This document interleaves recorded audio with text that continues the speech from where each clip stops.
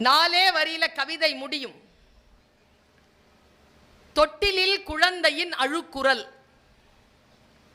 ஒரு மரத்துல ஒரு துணி தொட்டிலா தொங்குது, அதுல ஒரு குழந்தை அழுற சத்தம் கேட்குது. இதுதான் முதல் வரி காட்சி.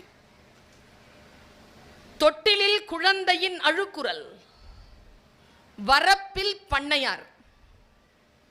வயல் இருக்கு, வரப்பு இருக்கு, வரப்புல ஒரு பண்ணையார் உட்கார்ந்து இருக்கார். இது 2வது வரி. 3வது வரியில் கவிதையை நிறைவு செய்கிறார் பெருந்தகை.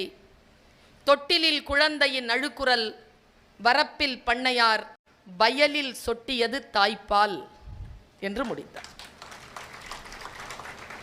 இதை விட ஒரு பெண்ணிற்கான அன்றாட சுமைகளை, அவள் தாய்மை மறுதலிக்கப்படுவதை, அவள் பெண்மை மறுதலிக்கப்படுவதை, அவள் உழைப்பு சுரண்டப்படுவதை வேறு எந்த கவிஞனும் எழுதவில்லை என்பதனால் அந்த கவிஞனை பற்றி சொல்லிவிட்டு என் பேச்சை தொடங்கலாம் என்று நான் நினைத்தேன்.